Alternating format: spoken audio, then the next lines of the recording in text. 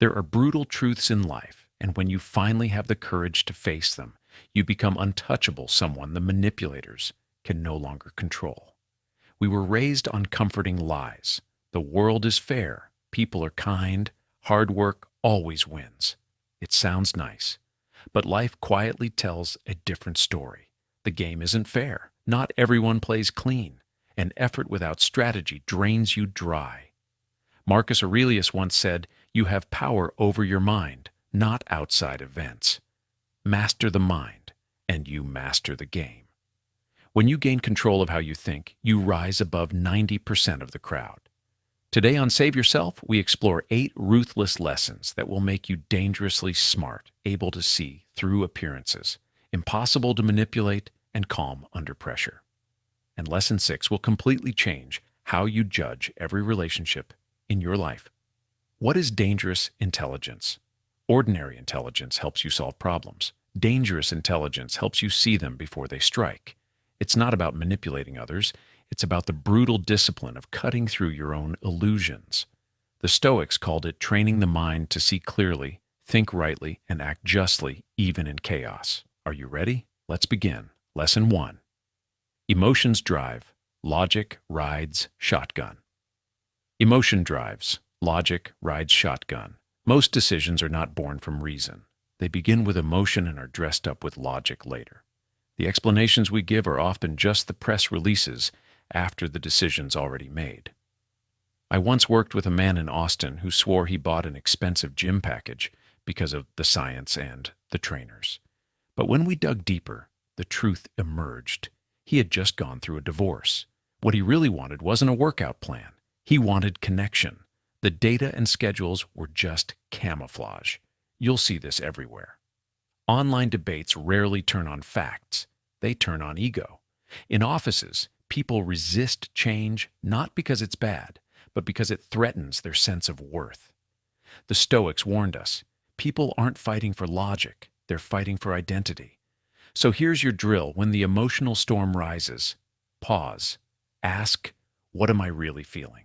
Anger, fear, the need to be seen? Then ask, what decision will I regret tomorrow? And when others flare up, don't attack their logic. Speak to the emotion first. I see why this matters to you. Acknowledge the fear before introducing reason.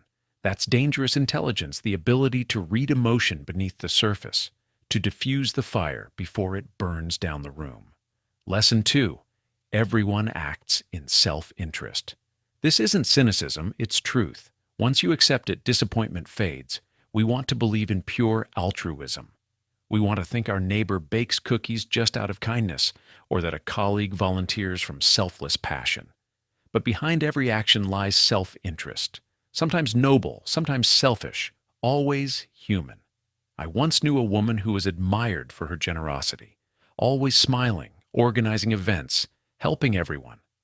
People praised her selflessness. But later I learned she was preparing for a city council campaign. Her kindness was real, but so was her ambition. And here's the shift. Once I understood her motives, I stopped feeling betrayed. I respected her more.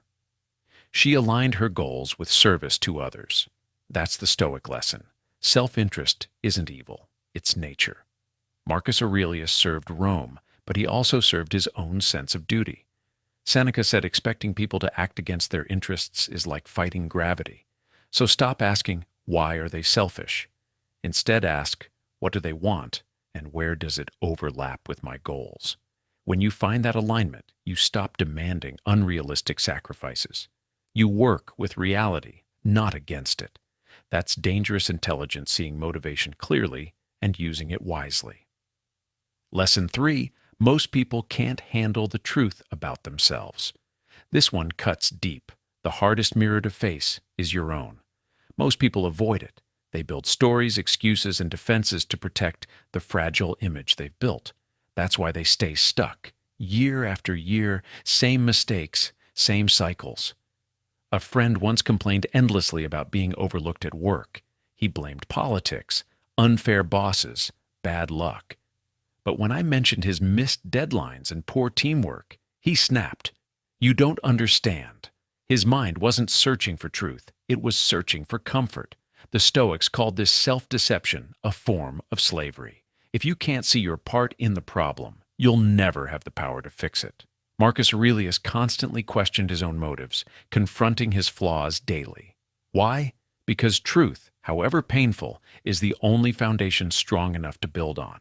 So ask yourself, what truth am I avoiding? What feedback do I reject too quickly? Where am I lying to myself because the truth hurts? Most people surround themselves with yes men, with echoes of their illusions. But the dangerous mind seeks the opposite, the voice that says, "You're wrong. Fix it." That's power. Because when you can face your own flaws without flinching, you become unstoppable. Lesson 4. Success creates enemies. You work hard, rise higher, and think people will cheer. But some won't. Your success reflects what others could have been, but chose not to. A friend of mine built a thriving business. When he struggled, people offered support. But once his company hit the spotlight, the tone changed. Suddenly, he was arrogant.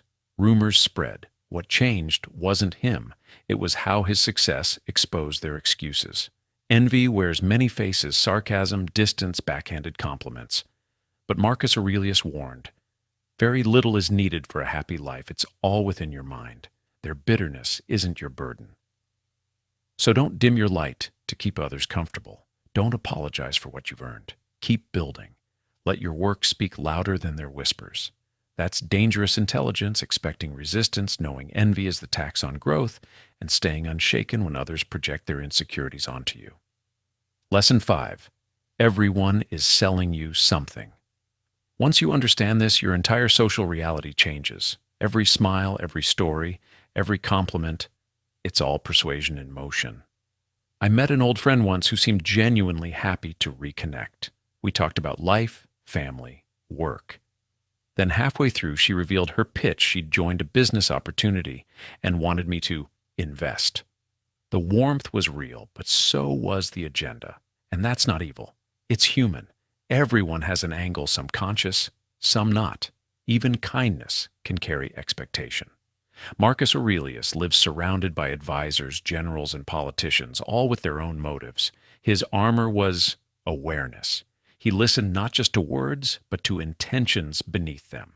So don't assume everyone's manipulative. Assume everyone's motivated. Ask yourself, what do they want? Then decide consciously. This is dangerous intelligence clarity without cynicism, seeing through the pitch, the flattery, the guilt trips, choosing your path with awareness. Lesson 6. People reveal who they are, believe them. This lesson will save you years of pain. People show you their nature in the small things. How they treat waiters, how they handle promises, what jokes they make when no one important is listening. I once had a business partner who exaggerated his success. I ignored it. Then came small lies on expense reports. Again, I excused it. Years later, I discovered he'd been negotiating behind my back. The signs had been there all along. I just didn't want to see them. Maya Angelou said, "When someone shows you who they are, believe them the first time." The Stoics lived by this. Marcus Aurelius judged people not by moments, but by patterns. Seneca warned, hoping someone changes their nature is a losing bet.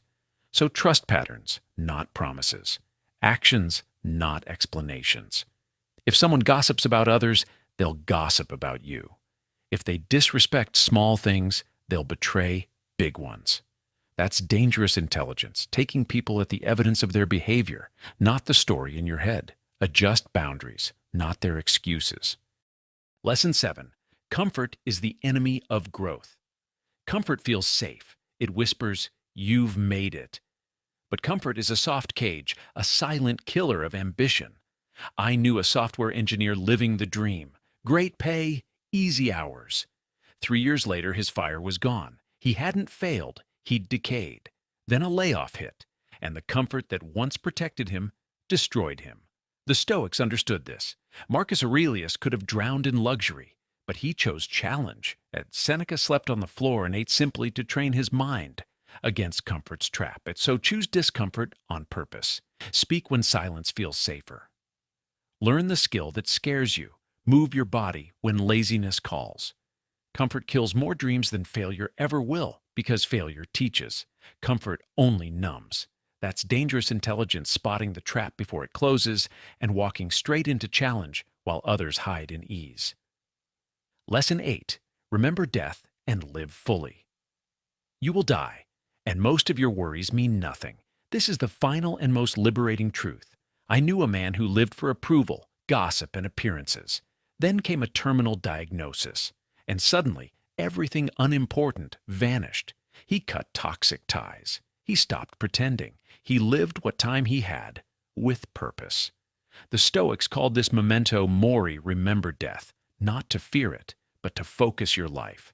Marcus Aurelius said, "It is not death a man should fear, but never beginning to live." So ask yourself, if I had 1 year left, what would still matter? Would I still argue online, chase validation, or would I finally create, speak, and love fully? That's dangerous intelligence living with urgency, stripping away the trivial, and walking through each day wide awake. Conclusion 8. Ruthless lessons. Each one a blade that cuts through illusion. If you've made it this far, you already see the world more clearly than most. Now the real test begins. Will you practice what you've heard? Will you choose truth over comfort, discipline over distraction, growth over illusion? If this message from Save Yourself speaks to you, like it, share it, and leave 3 words in the comments. I choose clarity. Make it your vow that from this moment forward, you will see through the fog, master your mind, and live awake.